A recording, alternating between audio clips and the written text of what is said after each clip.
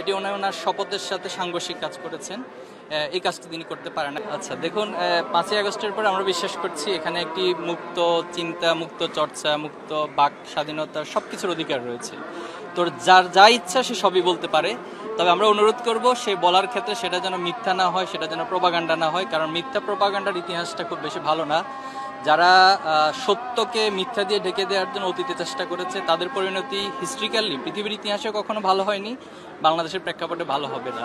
তো সে আলোকে সেই ইতিহাস থেকে শিক্ষা নিয়ে যারা এভাবে করে মিথ্যা কথাগুলো ছড়াচ্ছে অথবা আদর্শিক কোনো বয়ান না থাকার ফলে যে মিথ্যাকে ছড়িয়ে বয়ান তৈরি করা, এখান থেকে যারা বুদ্ধিমান তারা নিঃসন্দেহে ফিরে আসবে। আমরা এই আহ্বান নিষিদ্ধকে দিতে চাই। কিন্তু এই যে তর্কটা যে হচ্ছে, মানে সেটা আপনারা কিভাবে সমাধান চান? না দেখুন, তর্কর উৎপত্তিটা কেন হয়েছে, কে করলেন? এখন যেদিন রাতে আওয়ামী লীগ নিষিদ্ধ হলো বাংলাদেশের মানুষের দাবির প্রেক্ষিতে, অথবা আওয়ামী লীগ তো আসলে বাংলাদেশে কোনো রাজনীতি করেনি, তারা এখানে জুলুমতন্ত্র কায়েম করেছে, তারা হত্যা করেছে, আয়নাগর প্রতিষ্ঠিত করেছে, বাংলাদেশ থেকে লুটপাট করেছে।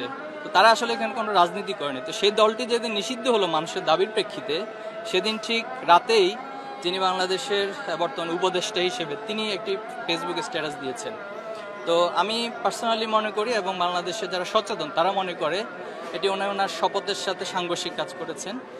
এই কাজটি তিনি করতে পারেন এবং তার সেই স্ট্যাটাসকে কেন্দ্র করে মূলত বিতর্কের সূত্রপাত, এবং বাংলাদেশে এই বিতর্কের প্রেক্ষিতে যাই কিছু ঘটুক সব কিছুর দায় ওনাকে নিতে হবে বলে আমি মনে করি।